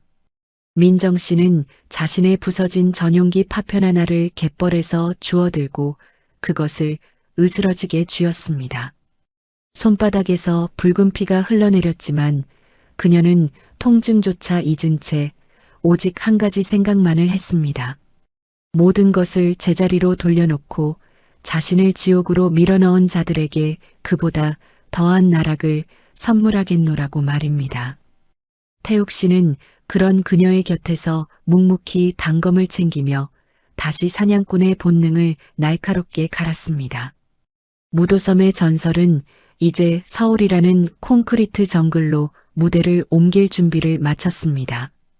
민정 씨는 다시 태욱 씨를 바라보며 아주 차갑게 하지만 그의 진심을 확인하듯 물었습니다.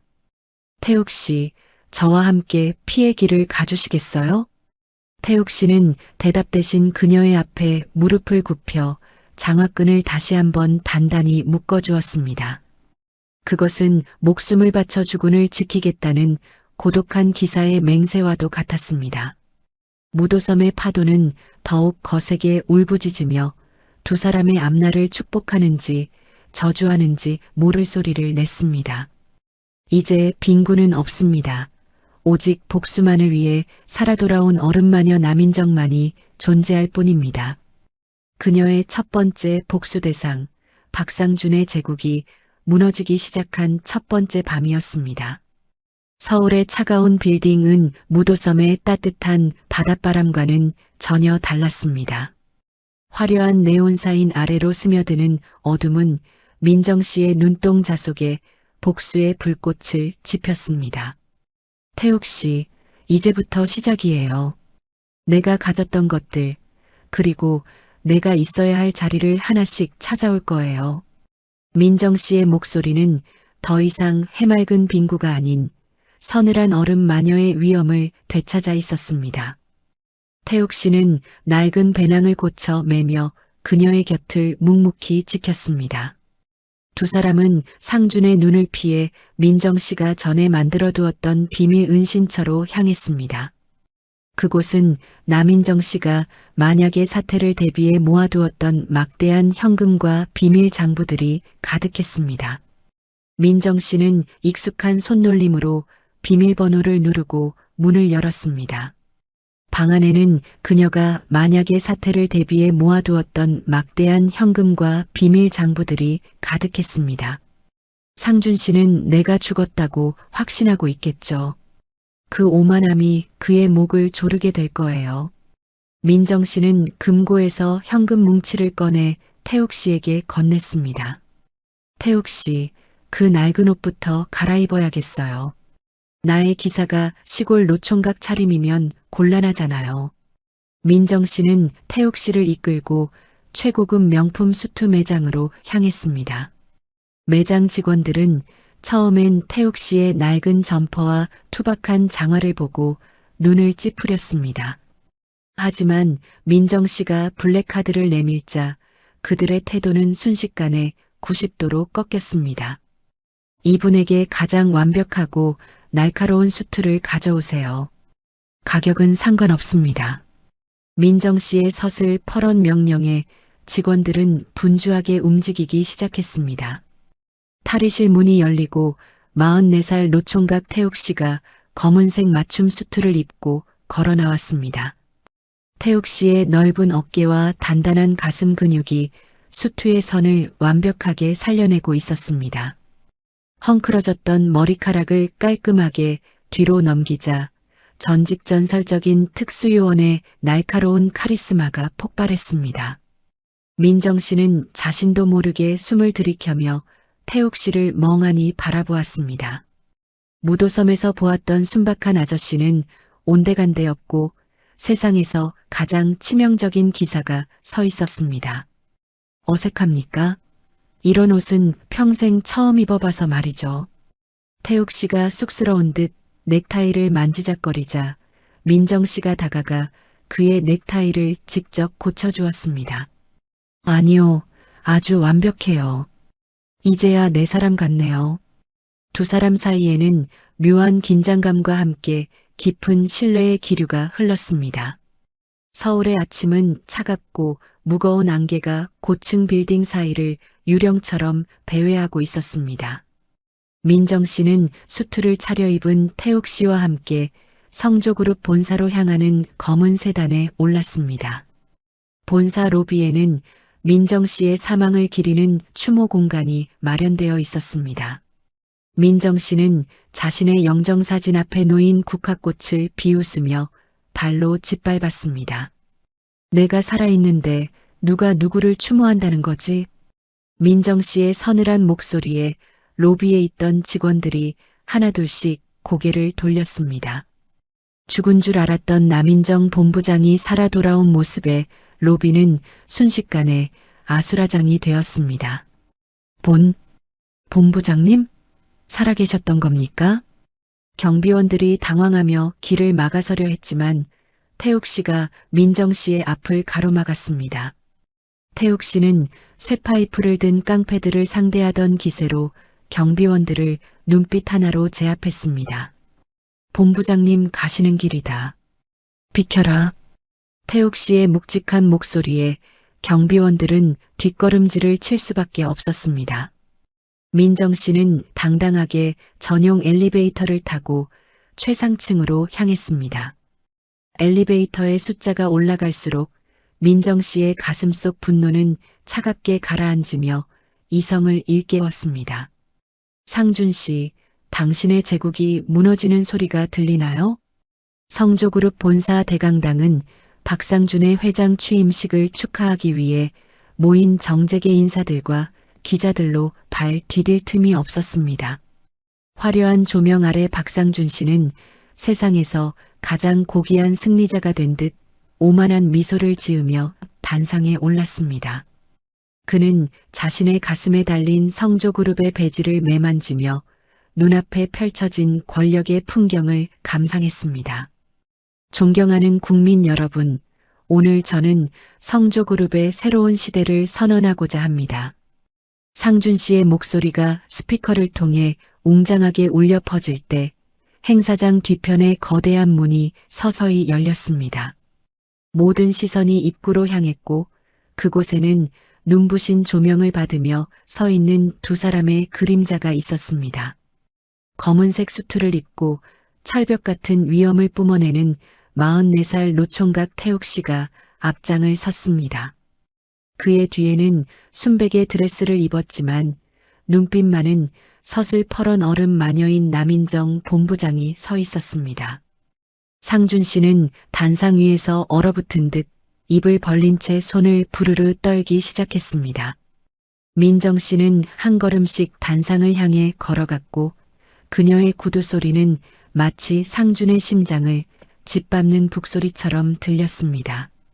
단상 바로 아래에 멈춰선 민정 씨는 어깨에 메고 있던 가방에서 낡고 해진 고무 오리발을 꺼내 들었습니다. 그녀는 그 오리발을 상준의 발밑을 향해 힘껏 내던졌습니다. 박상준 씨, 당신이 바다에 버렸던 남인정이 그곳에서 인생을 배워가지고 돌아왔어. 행사장은 순식간에 찬물을 끼얹은 듯 정적에 휩싸였고 기자들의 카메라 플래시가 미친 듯이 터지기 시작했습니다. 남인정? 내가 어떻게 분명히 죽었다고 보고받았는데. 상준 씨의 얼굴은 공포로 하얗게 질려 사르르 떨리고 있었습니다. 죽은 사람이 돌아와서 놀랐나 봐요? 지옥이 생각보다 너무 추워서 말이죠. 남인정, 내가 어떻게 여기가 어디라고 감히 나타나. 상준 씨가 비명을 지르며 경비원들을 불렀지만 태욱 씨가 단상 위로 가볍게 뛰어올라 그들을 눈빛 하나로 제압했습니다. 박 전무님, 귀한 손님이 오셨는데 예의를 지키셔야죠. 태욱 씨는 상준의 뒤로 다가가 그의 어깨를 묵직한 손으로 내리눌렀습니다. 상준 씨는 태욱 씨의 압도적인 위압감에 숨조차 제대로 쉬지 못한 채 헐떡였습니다. 내 자리는 내가 찾을 거예요. 당신이 더럽힌 이 성조그룹, 내가 다시 깨끗하게 청소해 줄게요. 민정 씨의 선언에 상준 씨는 식은땀을 흘리며 필사적으로 두뇌를 굴리기 시작했습니다. 하지만 민정 씨는 이미 그의 모든 약점이 담긴 비밀 장부를 손에 쥐고 있었습니다. 무도섬에서의 시간이 나에게 인생의 맛을 가르쳐줬거든요. 땀 흘려 번 돈의 가치 말이에요. 민정 씨는 주머니에서 태욱 씨와 함께 물질하며 벌었던 5만 원권을 꺼내 상준의 얼굴에 던졌습니다. 이건 내가 당신에게 주는 마지막 퇴직금이야. 이 돈으로 지옥 갈 준비나 해. 민정 씨의 일갈에 상준 씨는 바닥에 떨어진 5만 원권을 보며 자괴감과 분노에 몸을 떨었습니다. 태욱 씨는 민정 씨의 곁에 서서 언제든 적들을 섬멸할 준비를 마친 늑대처럼 상준을 노려보았습니다. 태욱 씨는 품속에서 태블릿 PC를 꺼내 대형 스크린에 연결했습니다. 스크린에는 상준 씨가 정비사를 매수해 전용기를 조작하는 음성 녹취록과 비밀 자금 흐름이 적나라하게 펼쳐졌습니다. 이건 조작이야. 전부 거짓말이라고. 상준 씨는 미친 사람처럼 소리를 질렀지만 민정 씨는 차가운 미소를 지으며 그를 내려다보았습니다. 조작인지 아닌지는 검찰에 가서 설명해. 당신이 나를 죽이려 했던 그날의 진실을 말이야. 행사장 뒤편에서 대기하고 있던 경찰들이 들이닥쳐 상준의 양팔을 거칠게 붙잡았습니다. 상준 씨는 수갑이 채워지는 순간에도 민정 씨를 향해 저주의 말을 내뱉으며 발버둥 쳤습니다. 민정 씨는 바닥에 떨어진 오리발을 다시 주워들고 마이크 앞에 섰습니다.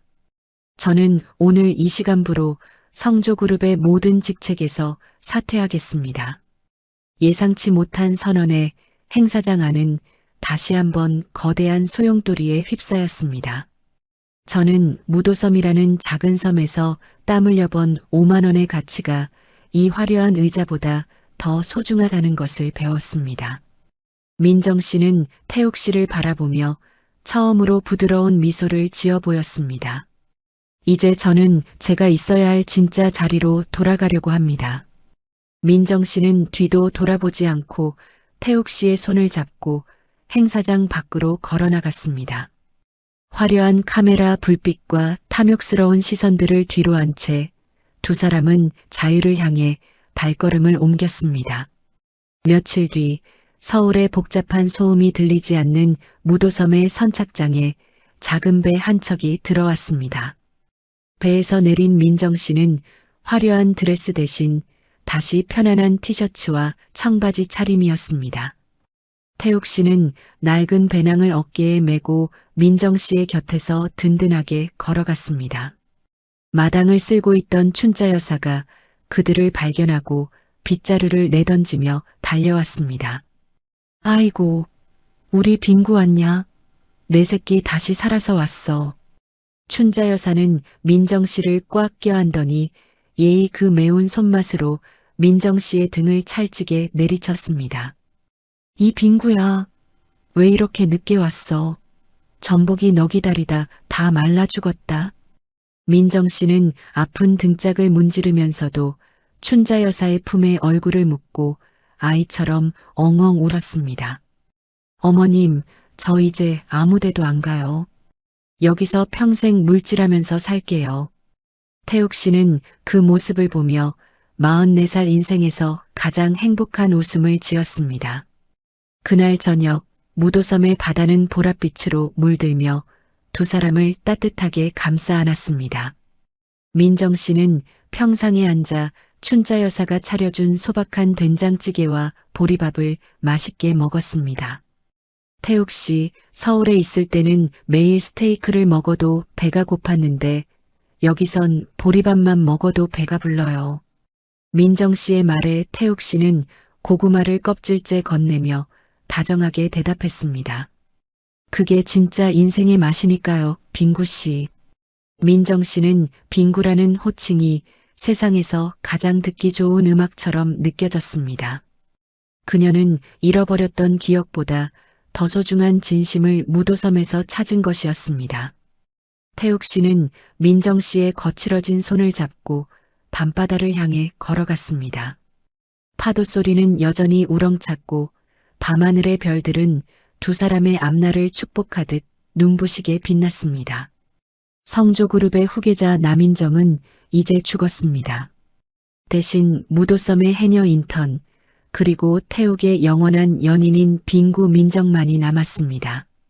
상준 씨는 차가운 감방 창살 너머로 지는 해를 보며 자신이 잃어버린 것이 무엇인지 뒤늦게 후회했습니다. 하지만 민정 씨는 이제 과거를 돌아보지 않았습니다. 그녀의 눈앞에는 자신을 위해 목숨을 걸었던 남자와 따뜻한 밥상을 차려주는 어머니가 있었으니까요. 민정 씨는 태옥 씨의 어깨에 머리를 기대며 나지막이 속삭였습니다. 고마워요. 나를 지켜줘서. 그리고 나를 사랑해줘서. 태옥 씨는 그녀의 이마에 입을 맞추며 대답 대신 그녀를 더욱 꽉 끌어안았습니다. 무도섬의 전설은 그렇게 해피엔딩으로 막을 내리고 있었습니다. 바다에서 건져 올린 기적 같은 사랑은 이제 영원한 행복의 파도가 되어 무도섬을 적셨습니다. 민정 씨는 다시 오리발을 챙겨 들고 내일의 물질을 준비했습니다. 내일은 오늘보다 더 큰 전복을 딸 수 있을 것 같은 기분 좋은 예감이 들었습니다.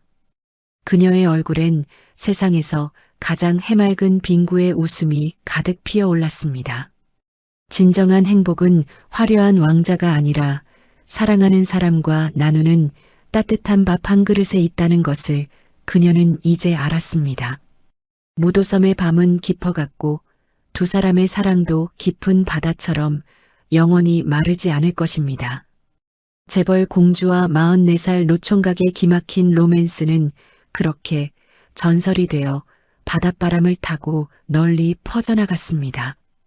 이제 막을 내린 무도섬의 이야기는 우리 가슴속에 따뜻한 보랏빛 연정으로 남을 것입니다.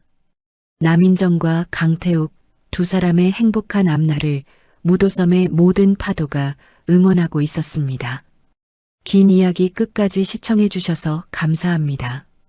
구독하고 함께 이야기해 주세요.